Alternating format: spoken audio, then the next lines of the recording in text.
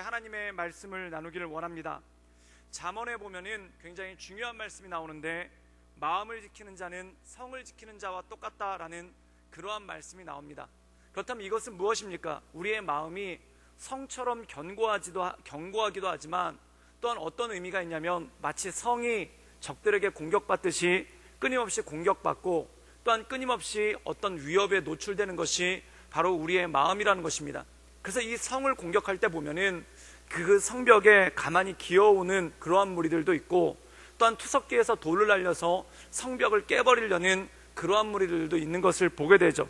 그래서 우리의 마음이라는 것이 끊임없이 공격을 받는데 그 공격이라는 것이 마치 가만히 들어와서 우리의 마음을 뒤흔들어 버리는 그러한 일들도 있고 또한 우리를 깨워버리는 것 같은, 또한 우리의 마음을 무너지게 하고 깨워버리는 것 같은 강력한 충격과 또한 강력한 어려움이 우리 마음 가운데 올 때가 있더라는 것입니다.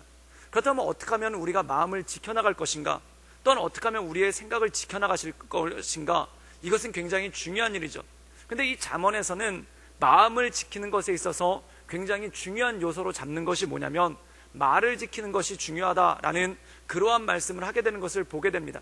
그래서 마음을 지키는 것과 말을 지키는 것, 이것이 굉장히 일맥상통한다는 것이죠. 그럼 많은 사람들이 생각할 때 이런 생각을 하지 않습니까? 듣는 것을 조심해야 마음을 지킬 수 있지 왜 말을 조심해야 마음을 지킬 수 있는가라는 그러한 생각을 합니다. 그런데 예수님께서는 뭐라고 말씀하셨냐면은 너희가 듣는 것이, 즉 귀에서 너희 안으로 들어오는 것이, 또한 입에서 사람의 안으로 들어오는 것이 너희를 부정하게 하지 못한다는 겁니다. 그럼 무엇이 우리를 부정하게 하냐면 우리 안에서 나오는 것이 우리를 부정하게 하고 또한 우리 안에서 나오는 것이 우리를 넘어뜨리고 쓰러뜨릴 때가 훨씬 더 많다는 것입니다. 사랑하는 여러분, 우리가 이 세상 살아갈 때 누군가로부터 악담을 들었다고 또한 누군가로부터 안 좋은 얘기를 들었다고 그 사람의 마음이 무너지는 예는 거의 없습니다. 그렇다면 언제 사람의 마음이 무너지냐면 의외로 자기의 입술을 지키지 못했을 때 무너지고 또한 자기의 입술을 지키지 못했을 때 넘어지는 그러한 경우가 굉장히 많다라는 것이죠. 그래서 시편 141편 3절에 보면은 이러한 말씀이 나옵니다. 우리 함께 자막을 통해서 함께 읽도록 하겠습니다. 다 같이 읽겠습니다. 시작. 여호와여 내 입에 파수꾼을 세우시고 내 입술의 문을 지키소서. 오늘 말씀 가운데 보면은 놀라운 말씀이 나옵니다. 예를 들어서 내가 안 좋은 소리를 듣거나 또한 내가 안 좋은 말을 들어서 내가 무너진다면 그 파수꾼을 귀에다 세워주시고 또한 말을 가려들을 수 있도록 그 문지기를 내 귀에다 세워주셔야 될 거 아닙니까? 근데 오늘 말씀 가운데 뭐라고 나오냐면 내 입에 파수꾼을 세워달라고 얘기합니다. 입은 무엇입니까? 뭔가가 들어가는 곳인 동시에 또한 내가 뭔가가 나오는 곳이 바로 파수꾼, 입이죠. 즉 입에서 내가 하는 말들 또한 내가 표현하는 그 모든 것들을 지켜달라고 강구하는 말이 이 마음 가운데 있다라는 것입니다. 사랑하는 여러분, 말을 어떻게 하느냐에 따라서 그 사람의 마음을 지킬 수 있고 또한 말을 어떻게 하느냐에 따라서 그 사람의 생각을 지킬 수 있는 그러한 모습이 나온다는 겁니다. 제가 어떤 영화를 보니까 그 영화에 굉장히 의미심장한 대사가 있습니다. 그게 뭐냐면 사람은 말하는 것을 배우기 위해서 수년 동안 연습을 한다.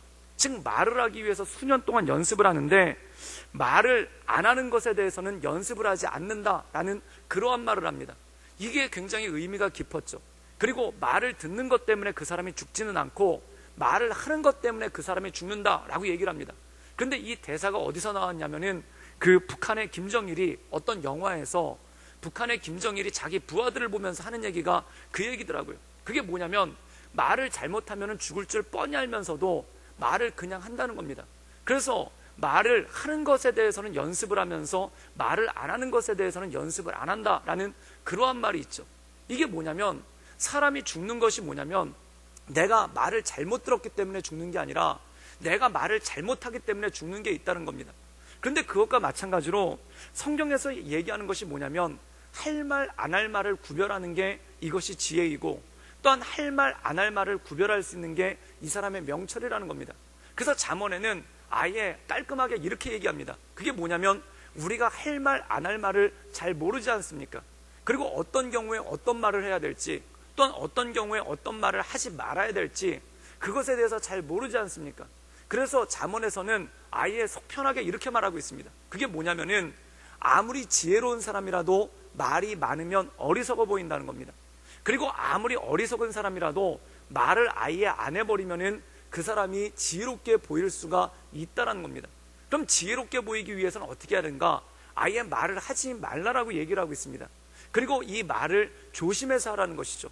또한 잠언에 보면은 이 왕의 리더의 도리에 대해서 얘기하는데 어떻게 하냐면 말을 아끼라고 얘기합니다. 말을 아끼란 얘기는 가급적이면 말을 하지 말라라고 얘기합니다. 우리나라에서도 리더의 덕목 중에 하나, 어른의 덕목 중에 하나가 바로 과묵함에 있습니다. 그 과묵함에 있는 이유가 무엇이겠습니까?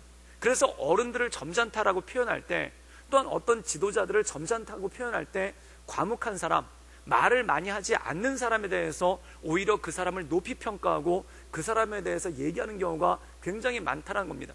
그 이유가 뭐냐면은 지위가 높을수록, 또한 연륜이 많을수록, 또한 어떤 사회적인 영향력을 미칠수록 말을 잘못하게 되면은 그것이 미치는 파급력이 굉장히 크기 때문에 그렇다는 것이죠. 그래서 많은 사람들이 오해하는 것 중에 하나가 이것입니다. 사람이 생각하기 때문에 말한다는 겁니다.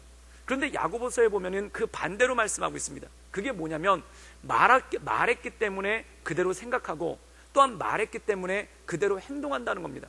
그래서 야고보서에서는 뭐라고 말씀하고 있냐면, 말은 무엇과 똑같은가? 혀는 무엇과 똑같은가? 마치 배를 움직이는 키와 똑같다라는 것입니다. 그래서 배를 움직이는 키와 똑같다라는 의미는 뭐냐면, 이 키가 작은 것이지만 이 키가 움직이는 방향에 따라서 그 거대한 배가 움직이게 된다는 것이죠. 즉 다시 말해서 우리가 말을 어떻게 하느냐에 따라서 우리의 생각이 결정되고, 또한 우리가 말을 어떻게 하느냐에 따라서 내 삶의 모습이 결정이 된다는 것입니다. 그래서 애매한 경우, 어떤 말을 하지 말아야 될지 알지 못하는 경우, 그때는 차라리 말을 안 하는 것이 훨씬 더 지혜롭고 현명하고, 또한 우리 삶 가운데 실수를 줄일 수 있다는 것이죠. 오늘 말씀 가운데 보면은 아하수에로라는 왕이 등장을 합니다. 이 아하수에로 왕은 페르시아를 지배하는, 그 당시 가장 큰 제국인 페르시아를 지배하는 그러한 왕이죠. 근데 이 사람이 말을 한마디 실수함을 통해서 나라에 미치는 영향이 굉장히 크고, 또한 그것을 통해서 이 사람 삶 가운데도 굉장히 어려움에 처하는 그러한 일들이 있다는 것입니다. 오늘 말씀 가운데 보면은 이 에스더, 오늘 우리가 함께 묵상하는 에스더 1장에 보면은 아하수에로 왕이 잔치 가운데 말을 실수하는 장면이 나옵니다. 그것에 대해서 곰곰이 보면은 이 에스더 1장 1절에 보면은 먼저 아하수에로 왕에 대해서 설명을 하죠. 그는 어떤 사람인가? 인도에서 구스까지 127지방을 다스리는 왕이었다라고 얘기합니다. 그러면 인도에서 구스까지는 어디냐면은 우리가 잘 알고 있는 대로 인도와 그 다음에 어디 있냐면 구스, 이디오피아, 즉 아프리카의 이디오피아, 아시아와 중동과 유럽과 아프리카에 이르기까지 거대한 제국 127지방을 다스리는 그러한 거대한 제국을 이끄는 왕이 바로 아하수에로 왕이었다는 겁니다. 그럼 이 사람이 미치는 영향력이 얼마나 크고, 또한 이 사람이 발휘할 수 있는 영향력이 얼마나 크겠습니까? 그런데 성경엔 이런 기록이 나옵니다. 그가 즉위한 지 3년이 되어서 모든 지방의 장군들과 지방관을 불러서 180일 동안 잔치를 했다고 합니다. 그리고 1장 8절에 보면 어떤 말씀이 나오냐면, 이 잔치가 무르익으니까 그때 어떤 것이 있냐면 마시는 것에 법도가 있었는데, 즉 이 당시에 잔치를 벌릴 때도, 그리고 사람들이 잔치를 벌리면서 술을 마실 때도 그것에 따른 법도가 있었던 것 같습니다. 그런데 잔치가 180일 동안 지속되면서 이 잔치가 무르익으니까 왕이 명령을 내리는데 어떤 명령을 내리냐면 각자 사람의 마음대로 하게끔 했다는 겁니다. 즉 잔치를 하면서도 수많은 장군들과 지방관들이 모였으니까 거기서 법도를 지키고, 또한 거기서 예의를 지키면서 술을 마시고 잔치를 했다는 거죠. 근데 왕이 기분이 좋아지니까 어떻게 했냐면 그 법도를 무시하고 그냥 자기들 하고 싶은 대로 마음대로 술을 먹게끔 그렇게 했다는 겁니다. 그래서 말 그대로 이 잔치가 흥에 겹다 못해 완전히 난장판이 되는 그러한 모습이 나오죠. 근데 이 잔치가 난장판이 돼가니까 왕이 어떤 명령을 내리냐면은 11절에 이런 말씀을 내립니다. 그게 뭐냐면 왕후 와스디를 청하여 왕비의 아름다움을 뭇 백성과 지방관들에게 보이게 하라 라는 명령을 내립니다. 사랑하는 여러분, 근데 요세푸스라는 역사가가 이것에 대해서 주석을 달았는데 뭐라고 주석을 달았냐면 이 왕의 조치는 잘못된 조치였다는 겁니다. 그리고 이 왕의 명령은 잘못된 명령이었다는 겁니다. 그 이유가 뭐냐면 페르시아 법에는 어떤 법이 있냐면 술자리에서는 아내를 보여주지 않는 것이 이 페르시아의 관습이고 페르시아의 법이었다는 겁니다. 왕궁뿐만 아니라 일종의 길거리에서 술을 마시는 사람들, 또한 가난한 서민들이 집에서 술을 마실 때도 반드시 금기가 있는데, 그 금기가 뭐냐면 남자들끼리 술을 먹는 술자리에 자기 아내를 부르지 않는 것이 금기였다는 겁니다. 그런데 오늘 말씀 가운데 보면은 이 왕이 술자리가 신난 겁니다. 그리고 술자리가 너무 즐거우니까 내리지 말아야 될 명령을 내리는데, 그게 뭐냐면 자기 왕비 와스디를 불러서 이 여자의 미모를 뭇 백성들과 지방관들 앞에서 자랑하고자 했다는 것입니다. 가끔 우리가 술자리 같은 거 보면은 어떤 일이냐면 자기 아내를 불러내는 경우가 있습니다. 그거 굉장히 하지 말아야 될 일들이고, 또한 굉장히 예의가 없는 일들이죠. 또한 옛날 가운데, 가정 가운데 보면은 술자리가 무르익으면은 그냥 술집에서 술을 마시면 되는데 꼭 집을 가는 경우가 있습니다. 그래서 새벽 12시에 또는 새벽 1시에 술이 고주망태가 된 사람들이 갑자기 집에 들어와 가지고 술상을 봐오라고 하고, 또한 여성의 미덕들 가운데 그때 아무렇지도 않게 그 술상을 봐와야지만 그것이 현모양처의 기준이었던 적이 우리나라에도 한때 있었죠. 그런데 그게 이 당시 페르시아에서도 워낙 만연한 일이었기 때문에 뭐라고 얘기를 했냐면은 그러지 말라는 겁니다. 즉 술자리에 아내를 부르지 말고, 또한 아내가 거주하고 있는 집에서 술자리를 절대 벌리지 못하게끔 하는 것이 이 당시 페르시아의 관습이고 페르시아의 법이었다는 겁니다. 그런데 왕이 이 술자리가 너무 흥겹다 보니까 그거를 깨고 자기 왕비를 오라고 그런 거예요. 그래서 왕비한테 예쁘게 차려입고 마치 무슨 직업적 율랑 여성 마냥 예쁘게 차려입고 와가지고 수많은 그 술꾼들 앞에서 자기 왕비의 미모를 뽐내게 하고 보여주려고 하는 그러한 모습이 나오죠. 근데 이 와스디는 정숙한 여자입니다. 그래서 왕의 명령이 잘못됐음을 깨닫고 이 여자가 그 청을 거절을 합니다. 근데 문제가 생기죠. 그 문제가 뭐냐면은 그것으로 인해서 왕이 기분이 나빠졌다는 겁니다. 그래서 왕이 거기서 자존심이 상하고, 또한 여러 방백들 앞에서 큰 소리 치지 않았겠습니까? 너희들 내 아내가, 내 왕비가 얼마나 예쁜 줄 아냐? 한번 와서 봐라 라고 했는데 왕비가 나오지 않으니까 이 아하수에로 왕의 마음 가운데 자존심이 크게 상했다는 겁니다. 그래서 오늘 말씀 가운데 보면은 어떤 말씀이 나오냐면 에스더 1장 11절 말씀을 우리 함께 읽도록 하겠습니다. 우리 다 같이 읽겠습니다. 시작. 왕후 와스디를 청하여 왕후의 관을 정지하고 왕 앞에 나오게 하며 그의 아립다움을 묵 백성과 지방관들에게 보이게 하라니 이는 왕후의 용모가 보기에 좋았습니다. 그런데 12절에 보면은 이렇게 반응합니다. 우리 12절 말씀을 함께 다 같이 읽겠습니다. 시작. 그러나 왕후 와스디는 내시가 전하는 왕명을 따르기를 싫어하니 왕이 진노하여 마음속이 불붙는 듯 하였더라. 지금 왕이 자기가 잘못된 명령, 또한 잘못된 말을 했는데 그것을 거절한 자기 왕비에 대해서 마음이 불붙는 듯 했다는 것입니다. 그래서 이 왕이 어떤 조치를 취하냐면은 에스더 1장 13절 말씀을 읽겠습니다. 우리 다 같이 읽겠습니다. 시작. 왕이 사례를 아는 현자들에게 묻되 왕이 규례와 법률을 아는 자들에게 묻는 전례가 있는데 14절입니다. 그때 왕에게 가까이하여 왕의 기색을 살피며 나라 첫 자리에 앉는 자는 바사와 메대의 7 지방관, 여기까지 읽으면은 그때 왕에게 가까이하여 왕의 기색을 살폈다는 겁니다. 지금 왕이 술이 취해가지고 자기 아내를 부른 거예요. 그런데 아내가 오질 않으니까 거기서 화가 나가지고 이 여자를 어떻게 하면 좋은가, 자기 아내를 어떻게 처리하면 좋은가, 그래서 신하들을 불렀다는 겁니다. 그런데 이 신하들이 현자들, 현명한 사람들이란 뜻이죠. 그런데 이 자리에 와가지고 가만히 봤더니 왕의 기색을 살폈다는 겁니다. 즉 다시 말해서 왕이 어떤 말을 하면 좋아할까, 또한 지금 왕이 술을 마시고 굉장히 흥분한 상태인데 왕에게 어떠한 말을 해주면 왕이 좋아할까를 곰곰이 살폈다는 겁니다. 사랑하는 여러분, 만약에 이들이 진정한 현자들이라면 지금 왕이 술이 취해가지고 잘못된 명령을 내린 겁니다. 그럼 왕이 잘못된 명령을 내렸습니다 라고 왕의 잘못을 지적하고, 또한 왕비를 부르지 말아야 될 것에 대해서 조언을 해줘야 되는데 이 말씀 가운데 보면은 왕이 불같이 화를 내는 거예요. 그래서 불같이 화를 내서 흥분한 상태에 있고, 또한 술이 잔뜩 취한 상태에 있으니까 이 신하들이 와가지고 왕의 기색을 곰곰이 살폈다는 겁니다. 그래서 이들 마음 가운데 느낀 게 뭐냐면은 지금 우리가 왕한테 바른 말을 했다가는 이 왕이 화를 내서 우리까지 죽겠구나. 그래서 이들이 궁여지책으로 어떻게 하냐면은 에스더 1장 17절 말씀을 함께 읽겠습니다. 우리 다 같이 읽겠습니다. 시작. 아하수에로 왕이 명령하여 왕후 에스디를 청하여 오지 아니하였다는 왕후의 행위의 소문이 모든 여인들에게 전파되면 그들도 그들의 남편을 멸시할 것인즉.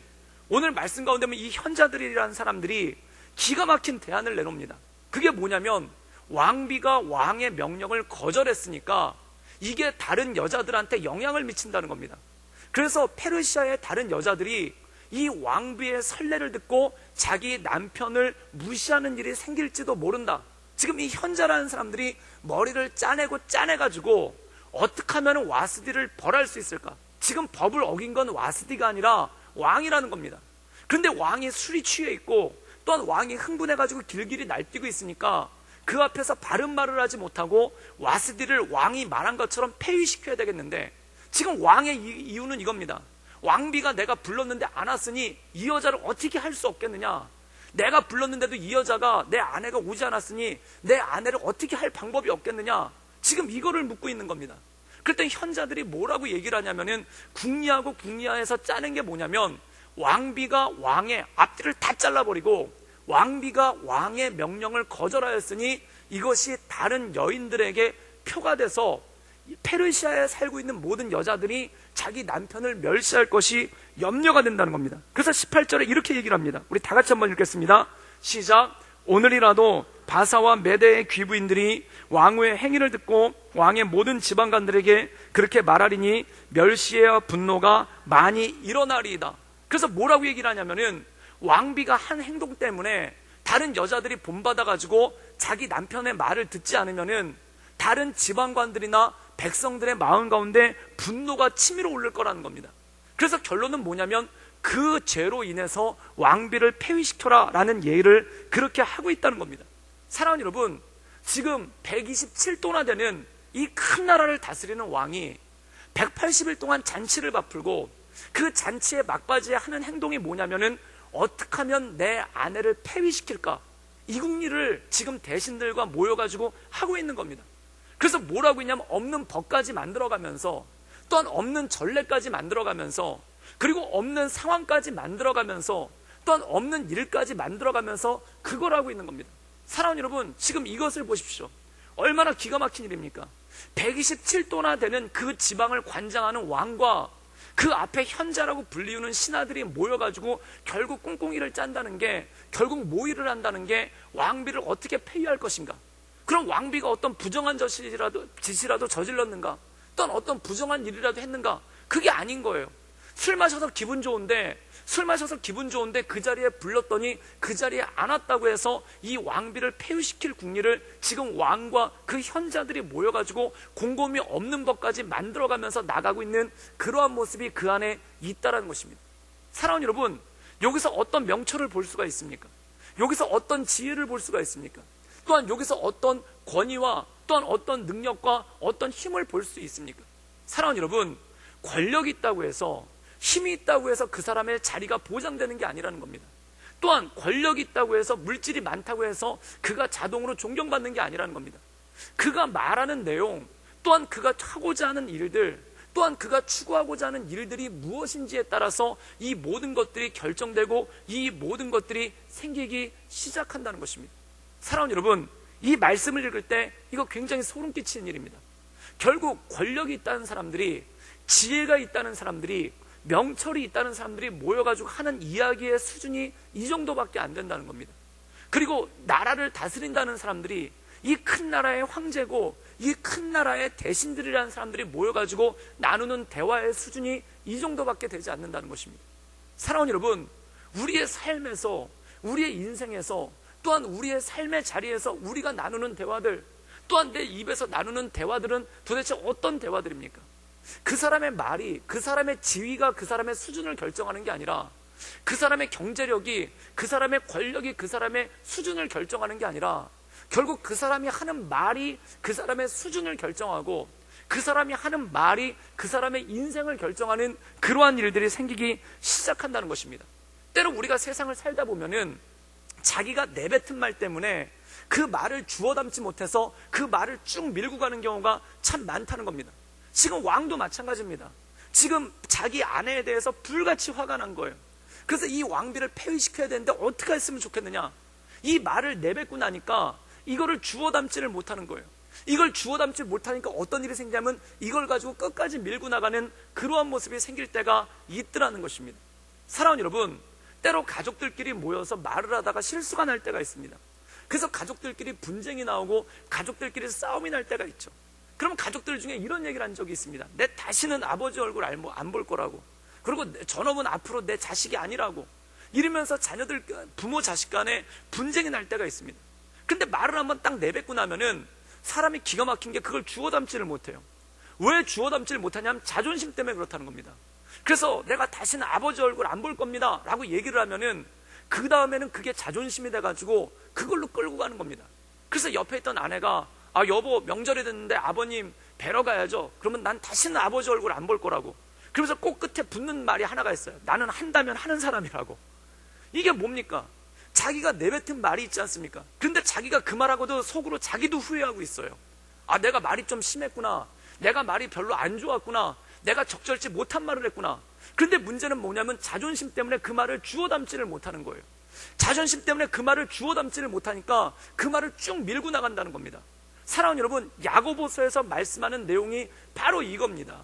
야고보서에서 말하는 내용이 뭐냐면 혀는 작은 것이로되 이것이 키가 돼가지고 마치 큰 배를 이끌고 가는 것과 똑같다라는 겁니다. 내가 내뱉은 말이, 아, 내 다시는 저 사람이랑 내 말을 하나 봐라, 이게 내뱉은 말입니다. 이게 배의 키가 되는 거예요.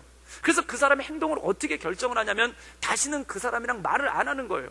왜 말을 안 하는가? 진짜 분노가 치밀어 올라서 말을 안 하는 게 아니라 자기가 해놓은 말이 있으니까, 내가 해놓은 말이 있으니까. 또한 우리가 누구랑 화가 나면 그런 말 하지 않습니까? 내가 저 인간이랑 상종하면 내가 사람이 아니라고. 그래가지고 상종을 진짜 안 해요. 나중에는 그때 되게 열받아서 한 얘기인데 나중에는 마음 가운데 후회가 되죠. 아 내가 괜한 얘기했나 보다, 내가 말이 좀 심했나 보다. 그런데 문제는 뭐냐면 그 말을 주워 담지를 못한다는 겁니다. 주워 담지를 못하니까 자존심 때문에 진짜 상종을 안 하는 거예요. 근데 상종을 안 하는 이유가 뭐냐면 마음 가운데 화가 다 풀리고 이제 은근히 후회도 하고 있는데 그 말을 주워 담지를 못하니까 그걸 가지고 계속 쭉 밀고 나간다는 겁니다. 지금 이 왕이 그렇습니다. 술 마시다가 화가 나가지고 어떻게 하면 왕비를 폐위시킬까? 그래가지고 진짜 왕비를 폐위시키자고 하다 보니까 대신들이 그것에 대해서 대안까지 다 내놓는 거예요. 그래서 왕비를 폐위시키기로 했는데 어떤 일이 생기냐면 그것을 주워 담지 못하고 그냥 자기가 의도하지 않았는데 그대로 쭉 가게 되는 그러한 일들이 생긴다는 겁니다. 우리 함께 에스더 2장 1절 말씀을 함께 읽도록 하겠습니다. 우리 다 같이 읽겠습니다. 시작. 그 후에 아하수에로 왕의 노가 그침에 와스디와 그가 행한 일과 그에 대해 내린 조서를 생각하거늘. 오늘 말씀 가운데 보면 그 후에 왕이 노가 그쳤다는 거예요. 술이 깼어요. 그리고 노가 그쳤어요. 마음이 불붙는 것 같았는데 노가 그쳤어요. 그리고 오늘 말씀 가운데 보면은 조서를 생각하거늘 이라는 말이 나옵니다. 이 생각하거늘이라는 말이 우리말 성경에 보면 어떻게 나오면 기억하거늘 이라고 나옵니다. 곰곰이 되새겨봤다는 거예요. 곰곰이 생각해봤다는 거예요. 그리고 영어 성경에는 뭐라고 얘기하면 그 조서를 후회하거늘 이렇게 나옵니다. 즉 자기가 내뱉어놓은 말인데 그때 술자리도 무르익었고 자기가 화가 나가지고 말을 내뱉었는데 그 내뱉는 말이 뭐냐면 왕비를 폐위시키라는 겁니다. 근데 그 말을 갖다가 노가 풀리고 나서 술이 깨고 나서 나니까 은근히 후회가 되기 시작하는 거예요. 내가 괜한 짓을 했다, 내가 하지 말아야 될 짓을 했다, 내가 하지 말아야 될 말을 했다. 근데 문제가 뭐냐면 자존심이 있으니까, 왕의 자존심이 있으니까 그 말을 주워 담지 못하고 그거를 밀고 나가는 겁니다. 사랑하는 여러분, 사람의 엉킴은 여기서 오기 시작합니다. 사람의 고뇌는 여기서 오기 시작합니다. 차라리 말을 하지 않았으면은, 차라리 말을 꿀꺽 삼켰으면은 아무런 일도 생기지 않았을 텐데 그 말을 뱉고 나니까 그 다음부터 그 말을 수습을 해야 되는데 주워 담자니 자존심이 상하고 밀고 나가자니 후회하고 이것을 가지고 계속 번민하고 이걸 가지고 계속 고민하는 것이 바로 인간의 모습 아니겠습니까? 사랑하는 여러분, 사람의 갈등은 대부분 여기서 나옵니다. 결국은 말의 문제입니다. 자기가 화가 나서, 그리고 홧김에, 그리고 너무 화가 나서 과격하게 표현을 해놓고 그 과격하게 표현한 것에 대해서 주워 담을 수도 없고, 그리고 그걸 주워 담자니 자존심이 상하고 밀고 나가자니 후회스럽고, 그래서 이러지도 못하고 저러지도 못하는 그러한 모습 가운데 살아가는 게 이것이 바로 사람이고 사람의 연약한 모습이라는 겁니다. 사랑하는 여러분, 사람의 수많은 착각 중에 하나가 첫째, 말을 잘해야지만 지혜롭게 보이고, 또한 말을 잘해야지만 사람들과 좋은 관계를 맺을 수 있다라고 생각하는 경향이 참 많습니다. 그런데 사랑하는 여러분, 이것은 전적인 착각입니다. 말을 잘해야 사람들한테 지혜롭게 보이고, 잠언은 이렇게 얘기하고 있지 않습니까? 말을 지혜롭게 해야 지혜롭게 보이는 게 아니라, 말을 잘해야 지혜롭게 보이는 게 아니라 차라리 말을 하지 말아야 지혜롭게 보인다는 겁니다. 차라리 말을 하지 말아야 지혜롭게 보인다는 겁니다. 또한 야고보서에서는 뭐라고 말씀하고 있냐면, 우리 중에 온전한 자가 없으되 우리 중에 실수가 많되 말에 실수가 없는 자가 온전한 자라는 겁니다. 그럼 말의 실수를 줄이기 위해서는 어떻게 됩니까? 차라리 말을 안 하는 게 나을 때가 있다는 겁니다. 그렇다면은 이것이 온전한 것이죠. 그런데 많은 사람들이 오해하는 것 중에 하나가, 만나면 얘기를 해야 되고, 만나면 뭔가에 대해서 계속 끊임없이 얘기를 해야 되고, 만나면 끊임없이 뭐에 대해서 말을 해야지만 친근감도 생기고, 또한 뭔가 내가 돋보이게 되고, 뭔가 내가 지혜롭게 보인다는 그러한 착각 가운데 나갈 때가 굉장히 많다라는 것입니다. 이것이 무엇이냐면 전적인 오해라는 겁니다. 지금 아하수에로 왕을 보십시오. 그리고 그와 함께한 현자들을 보십시오. 말을 하면 할수록 실수하고, 말을 하면 할수록 나라가 꼬여가고, 말을 하면 할수록 상황이 복잡해지는 그러한 모습 가운데 나갈 때가 훨씬 더 많다라는 겁니다. 그런데 여기에 이들과 대조가 되는 사람이 있습니다.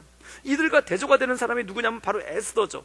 그런데 이 에스더에 대해서 성경은 어떻게 설명을 하고 있는가? 첫 번째, 그는 어려서 부모가 일찍 죽었다는 겁니다. 말 그대로 고한 거예요. 그래서 누구 밑에서 컸냐면은 사촌 오빠인 모르드게 틈에서 자랐다는 겁니다. 이 당시 이스라엘 백성들은 페르시아의 포로로 잡혀왔습니다. 포로로 잡혀온 사람들이 넉넉하게 살았을 리가 만무하죠. 그런데 그 포로를 살던 가운데도 부모가 없어서 어렵게 살았다는 겁니다. 그래서 말 그대로 사촌 오빠가 키웠는데, 이건 키운 게 아니라 말 그대로 얹혀 산 거죠. 사촌 오빠 집에서 얹혀 살았다는 거예요. 근데 놀라운 일이 있습니다. 이 와스디를 폐위하고 난 다음에 새로운 왕비를 뽑습니다. 이 새로운 왕비를 뽑는 것이 요즘으로 치면 약간 미스 코리아 대회처럼 전국적으로 이 처녀들을 선발을 했던 것 같아요. 그래서 이 에스더가 어디에 뽑히게 되냐면 7명의 궁녀 중에 뽑히게 되었다는 겁니다. 그래서 어떻게 보면 최종 예선으로 7명을 뽑았어요. 그래서 이 사람이 왕궁에 들어와서 살게 되었다는 거죠. 그래서 이 7명의 궁녀들이 말씀 가운데 보면 어떻게 나냐면은 한 명씩 왕을 아련을 하게 됩니다. 그래서 왕이 마음에 들면은 이 여자를 또 부르고, 왕이 마음에 들지 않으면 그 여자를 다시는 부르지 않았다는 겁니다. 그래서 이 7명의 여인들이 순번을 기다리면서 왕을 만날 날을 기다리고 있는 거예요. 그럼 이 여자들이 왕을 만날 날을 기다리면서 어떻게 하겠습니까? 가급적 예쁘게 보이고 가급적 잘 보이기 위해서 자기를 단장하고 꾸밀 거 아닙니까? 근데 이 에스더에 대해서는 이런 기록이 나옵니다. 그게 뭐냐면, 왕궁을 관리하는 내시 헤게가 정한 것 외에는 다른 것을 구하지 않았다. 즉 이게 뭐냐면, 내시가 갖다 주는 옷과 내시가 갖다 주는 화장품만 가지고 자기를 꾸몄다는 겁니다. 이 당시에 7명에 뽑혔으면 최종 후보 아닙니까? 그러면 어떻게 해서든지 왕에게 잘 보이기 위해서 그 온 집안들이 동원이 돼서, 그 온 가문들이 동원돼서 옷을 보내주고, 또한 이 사람을 꾸밀 수 있는 시녀를 보내주고, 이 사람을 단장할 수 있는 사람들을 보내줘서 꾸미는 게 일반적인 일이죠. 그런데 에스더는 자기 혼자 머물면서 이 넷이 헤게가 보내주는 것 외에는 어떤 것도 더 이상의 것을 갖지 않았다는 겁니다. 그런데 놀라운 일이 있습니다. 그게 뭐냐면, 모든 보는 자에게 사랑을 받았다는 겁니다. 에스더에 대해서 고백을 하기를 어떻게 말씀을 하고 있냐면, 우리 함께 성경 함께 읽겠습니다. 우리 그 에스더 2장 15절 말씀을 함께 읽겠습니다. 우리 다 같이 읽겠습니다. 시작. 모르드게의 삼촌 아비하일의 딸 곧 모르드게가 자기의 딸같이 양육하는 에스더가 차례대로 왕에게 나아갈 때 궁녀를 주관한 넷이 헤게가 정한 것 외에는 다른 것을 구하지 아니하였으나 모든 보는 자에게 사랑을 받았더라. 사랑하는 여러분, 에스더가 어떤 여잔가? 모든 보는 사람들에게 사랑을 받았다는 겁니다. 여러분, 127도나 되는 이 전국에서 7명이 뽑혔습니다. 그럼 이들이 미모에 관해서, 외모에 대해서는 이미 출중한 여자들 아닙니까? 그런데 그 출중한 여자들이 서로 잘 보이기 위해서 꾸몄는데 에스더는 자기를 꾸미지를 않았다는 거예요. 그러면서 나오는 게 뭐냐면은 그가 모든 사람에게 사랑을 받았다는 겁니다. 그럼 여러분, 에스더가 다른 6명의 여자들에 비해서 월등하게 예뻤기 때문에 사랑을 받았는가? 그게 아니었다는 거예요. 성경에서는 이런 것들에 대해서 표현하는 방식이 있습니다. 우리 창세기 39장 6절 말씀을 한번 자막을 통해서 읽도록 하겠습니다. 우리 함께 다 같이 읽겠습니다. 시작. 주인이 그의 소유를 다 요셉의 손에 위탁하고 자기가 먹는 음식 외에는 간섭하지 아니하였더라. 요셉은 용모가 빼어나고 아름다웠더라. 오늘 말씀 가운데 보면 요셉에 대해서 뭐라고 고백하고 있냐면 용모가 빼어나고 아름다웠다라는 거예요. 그런데 성경에서 얘기하는 게 이게 단순히 잘생기고 단순히 예쁘게 생겼다는 뜻이 아닙니다. 그게 뭐냐면 사람들한테 호감을 받고 사람들한테 사랑을 받을 만한 그러한 모습을 가지고 있었다는 겁니다. 이거는 용모에 관한 게 아니에요. 사람들이 그에 대해서 호감을 느꼈다는 거예요. 사람들이 그에 대해서 좋은 감정을 느꼈다는 거예요.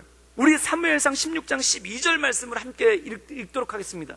우리 다 같이 읽겠습니다. 시작.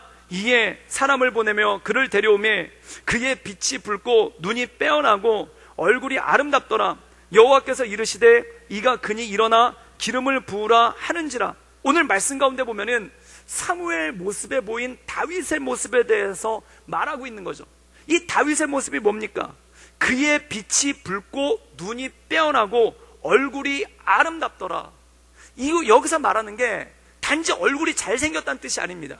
단지 외모가 출중하게 잘생겼다는 것이 아닙니다. 사람에게 호감을 느끼게끔 하고 또한 사람의 마음에 호감을 느끼게끔 하는 그러한 모습이 그 안에 있었다는 겁니다. 그리고 이 다윗이 어떻게 사람들에게 호감을 얻었는지에 대해서 우리 사무엘상 16장 22절에서 23절까지의 말씀을 읽겠습니다. 우리 다 같이 한번 자막을 통해서 읽겠습니다. 우리 먼저 22절 읽겠습니다. 시작.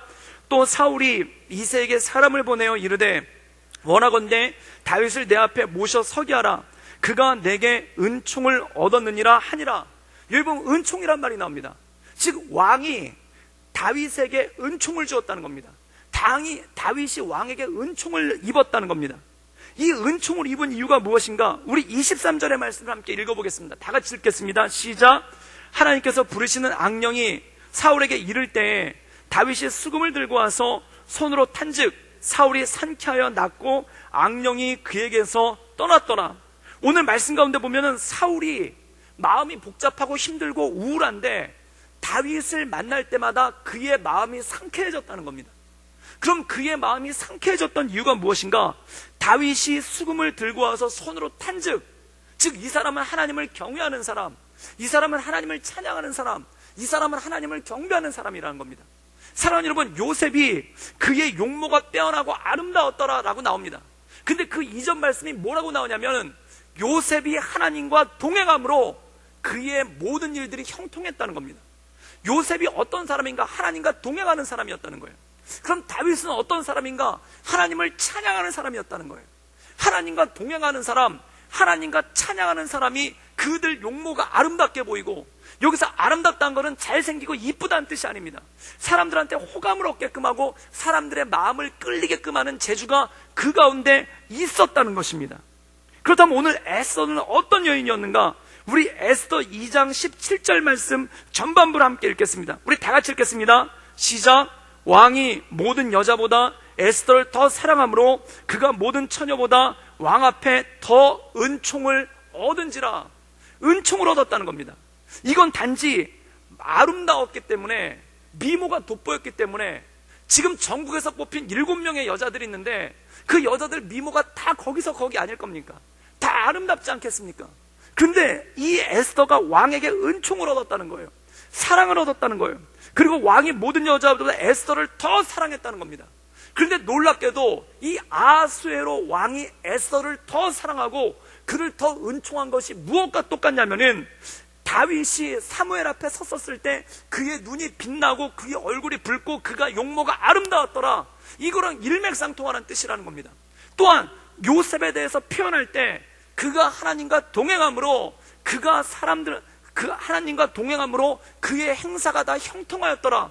그리고 요셉이 어떤 사람이냐면 용모가 빼어나고 아름다웠더라. 이 말과 일맥상통한다는 겁니다. 이것이 무엇입니까? 사람에게 호감을 줬다는 거예요. 또한 사람에게 매력을 줬다는 거예요. 그리고 사람들이 그를 봤었을 때 그에게 끌림이 있었다는 거예요. 그러면 이것이 어디서 왔겠습니까? 이것이 바로 하나님을 찬양하며 나갈 때, 하나님을 경배하며 나갈 때, 하나님과 동행하며 나가는 사람들에게 하나님께서 주시는 은총이라는 것입니다. 사랑하는 여러분, 저는 우리 모든 성도가 매력적인 사람이 될 수 있기를 주님의 이름으로 축원합니다. 근데 이 매력이라는 것이 외모가 잘생겼거나 또는 사람들 보기에 말을 청산유수처럼 잘하거나 사람들 보기에 말을 잘해서 지혜롭게 보이거나 사람들에게 말을 잘해서 재밌게 한다고 매력적으로 보이는 게 결코 아니라는 것입니다. 그것이 뭐냐면 하나님 앞에 깊이 나아가는 사람, 하나님 앞에 온전하게 엎드리는 사람, 하나님 앞에 깊이 그 하나님을 바라보며 하나님의 은혜 가운데 나가는 사람이 매력적인 사람이라는 것입니다. 사랑하는 여러분, 우리가 살다 보면 모든 사람들이 사람들과 다 얽혀 삽니다. 모든 사람들의 고민은 이거 아닙니까? 어떻게 하면 다른 사람과 원만한 관계를 맺으면서 나갈까? 모든 사람들의 고민은 이것입니다. 또한 어떻게 하면 다른 사람들에게 내가 좋은 모습을 보이면서 살 수 있을까? 또 고민은 이겁니다. 어떻게 하면 다른 사람들에게 내가 좀 더 인정받으면서 살 수 있을까? 또한 어떻게 하면 내가 다른 사람들에게 좀 더 호감을 줄 수 있을 것인가? 이게 모든 사람들의 마음 아닙니까? 그런데 세상 사람들이 많이 택하는 게 뭐냐면 어떻게 하면 말을 좀 더 잘할까? 어떻게 하면 다른 사람들 앞에서 말을 더 지혜롭게 할까? 어떻게 하면 다른 사람들 앞에서 말을 청산유수처럼 할까? 어떻게 하면 다른 사람들 앞에서 내가 더 온전하게 말을 할 수 있을까? 말에 중점을 두는 경우가 더 많다는 겁니다. 그런데 그게 뭐냐면 말을 많이 할수면 많이 할수록 또한 말을 더 많이 표현하면 표현할수록 그리고 내 연약한 모습만 보일 뿐이고 내 추악한 모습만 보일 뿐이고 내 부족한 모습만 보인다는 거예요. 잠언의 말씀과 똑같지 않습니다. 이건 제 말이 아니라 잠언의 말입니다. 아무리 지혜로운 자도 말이 많으면 미련해 보인다는 거예요. 즉 많은 말을 해서 지혜롭게 보일 수 있는 사람이 아무도 없다는 겁니다. 많은 말을 해서 사람들에게 호감을 줄 수 있는 사람이 아무도 없다는 겁니다. 많은 말을 해서 사람들한테 괜찮은 이미지와 괜찮은 느낌을 줄 수 있는 사람이 아무도 없다는 겁니다. 그러면 무엇인가? 다른 사람에게 온전하게 보이는 것이 무엇인가?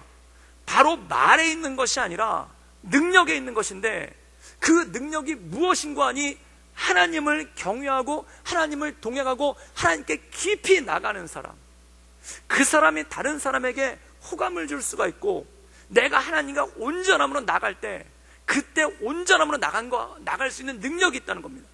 사랑하는 여러분, 사람의 창조 목적이 무엇입니까? 사람의 창조 목적은 이 백성은 나를 위하여 지었나니 나를 찬송하게 하려 합니다. 하나님이 사람을 지은 이유가 뭐냐면 찬양하는 사람으로 하나님을 예배하는 예배자로 만들어 주셨다는 겁니다. 그것과 마찬가지입니다. 똑같이 강아지가 아름다울 때는 언제입니까? 그 강아지의 모습, 창조한 모습에 그대로 있을 때 강아지가 멍멍그래야 아름답지 강아지가 야옹하면 아름답겠습니까? 그게 아니라는 거예요. 그럼 사람도 마찬가지입니다. 사람이 말을 많이 해서 아름답게 보이는 게 아니라 사람이 위트 있고 재밌는 말을 많이 해서 아름답게 보이는 게 아니라 그가 아름답게 보이는 것은 하나님을 온전함으로 찬양하고 하나님을 온전함으로 경배하고 하나님을 온전함으로 예배할 때 그가 가장 아름답게 보일 수 있는 능력이 생기고 그에게 가장 아름답게 보일 수 있는 힘과 모습이 있다는 겁니다. 오늘 말씀 가운데 보면 에스더가 아름다웠다고 얘기합니다. 또한 다윗이 아름다웠다고 얘기합니다. 그리고 요셉이 아름다웠다고 얘기합니다. 이들이 아름다울 수 있었던 공통적인 이유는 무엇인가? 바로 하나님 앞에 온전함으로 서서 하나님을 찬양하고 하나님과 동행하고 하나님 앞에 온전함으로 나가는 예배자, 찬양하는 사람, 하나님 보시기에 합당한 사람들이었기 때문에 그들이 심지어 불신자들 앞에서도 아름답게 보일 수 있는 능력이 있고 힘이 있었다는 것이죠. 사랑하는 여러분, 그렇기 때문에 교회에서 가장 아름다운 사람은 어떤 사람인가? 기도하는 사람입니다. 교회에서 가장 아름다운 사람은 어떤 사람인가? 하나님을 예배하고 온전함으로 나가는 사람입니다. 그리고 더 나아가 이 세상에서 가장 아름다운 사람이 누구인가? 하나님을 찬양하고 하나님께 경배하며 나가는 사람.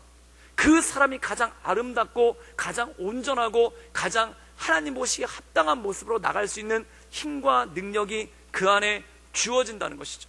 저는 우리 모든 성도들이 온전한 예배자가 되기를 주님의 이름으로 축원합니다.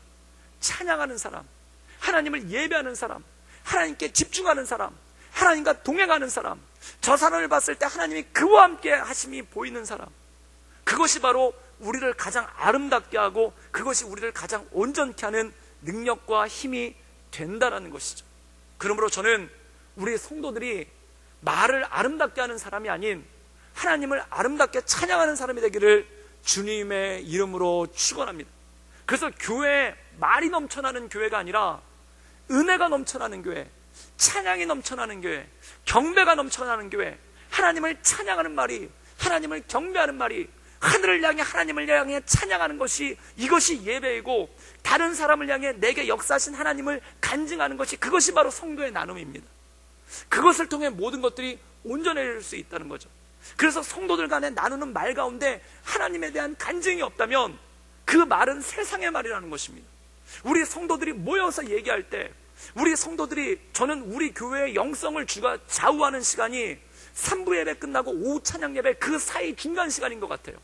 거기 많은 분들이 3, 4, 5 모여서 사랑방에서 서로 이야기를 나누고, 많은 분들이 3, 4, 5 모여서 거기서 서로 이야기를 나눌 때 거기서 나누어지는 이야기가 과연 무엇입니까? 하나님에 대한 간증입니까? 그렇다면 우리 교회는 온전한 교회입니다. 하나님에 대한 찬양입니까? 그렇다면 우리 교회는 온전한 이야기입니다. 그런데 그것이 아니라 아수에로 왕이 현자들을 모아놓고 어떻게 하면 와스들을 패할 수 있을까? 이 궁리가 그 안에서 벌어지기 시작하면은, 이것은 영광스러운 왕관은 쓰고 있지만, 현자라는 빛나는 옷은 입고 있지만, 누가 보기에도 추잡스럽고, 누가 보기에도 온전치 않고, 누가 보기에도 아름답지 않은 그러한 모습이라는 것입니다. 그런데 가장 아름다운 것은 무엇인가?